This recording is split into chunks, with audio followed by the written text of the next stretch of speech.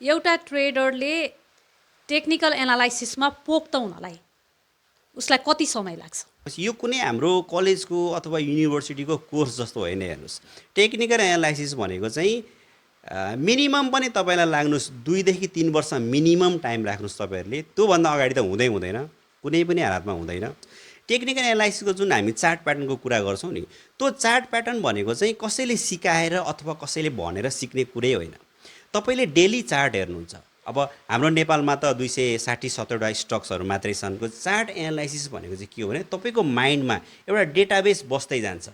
बुझ्नु भएन? तपाईँको माइन्डको मेमोरीले बिस्तारै त्यो चार्टको प्याटर्नहरू, त्यो क्यान्डल स्टिक्सको मुभहरूलाई बिस्तारै क्याप्चर गर्दै जान्छ। त्यस कारणले गर्दाखेरि चाहिँ यो एउटा डेटाबेस बसाउनुपर्छ। तपाईँले चार्ट हेर्दै जानुहुन्छ, 6 महिना, वर्ष, दिन, 1.5 वर्ष, 2 वर्षपछि तपाईँको ब्रेन यति ट्रेन भइसकेको हुन्छ नि, तपाईँको ब्रेनमा चार्टको यति डेटाबेस भइसकेको हुन्छ नि, तपाईँले हेर्ने बित्तिकै थाहा पाउनुहुन्छ, ओ यो यस्तो हो भनेर तपाईँलाई झट्टै थाहा हुन्छ। अब मेरो कुरा तपाईँले गर्नुहुन्छ भने आजको स्टेजमा मलाई तपाईँले कुनै पनि स्टकको चार्ट दिनुहोस्, त्यो चार्टलाई हेरेर त्यो ट्रेड लिने कि नलिने भन्ने डिसाइड गर्नलाई मलाई हार्डली 10 सेकेन्ड लाग्छ। हेर्नुहोस्, हो तपाईँहरूको लाइफमा पनि त्यो स्टेज आउँछ र त्यो स्टेज आइसकेपछि मात्रै तपाईँको ट्रेडको डाइरेक्सन स्मुथली जान्छ। जस्तो टेक्निकल कुरा गर्दाखेरि यहाँ त बाहिरको इन्टरनेसनल मार्केटलाई पनि अलिकति निहाल्नुहुन्छ होइन?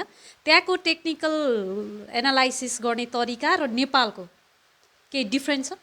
अब हेर्नुहोस्, मैले अघि नै भने होइन, अब हामीले टेक्निकल एनालाइसिसको तरिका सिकेको भनेकै विदेशीहरूबाटै हो। उनीहरूको चिज हामीले सिकेको हो।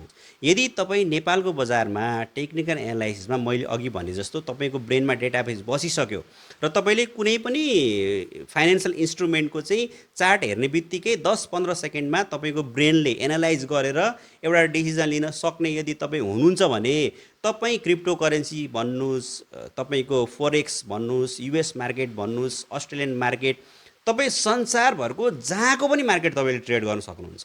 त्यस कारणले गर्दा तपाईँले यो आर्ट भनेको यस्तो गजबको आर्ट हो। तपाईँले यसलाई एक्चुअली मास्टरी गरिसकेपछि तपाईँको वर्ल्ड वाइड करियर भनौँ। अब तपाईँलाई कुनै पनि फिजिकल जियोग्राफिकल बाउन्ड्रीले तपाईँलाई छेक्दै सक्दैन। तपाईँ ग्लोबल सिटिजन हुनुहुन्छ त्यसपछि। Thank you sir. Thank you. Meet the ट्रेडरको यो एपिसोड तपाईँलाई कस्तो लाग्यो र यस्तै जानकारीहरू र केही नबुझेका कुराहरू छन् भने हाम्रो च्यानललाई सब्सक्राइब गर्नुहोला र हाम्रो नेक्स्ट एपिसोड हेर्न नबिर्सिनुहोला।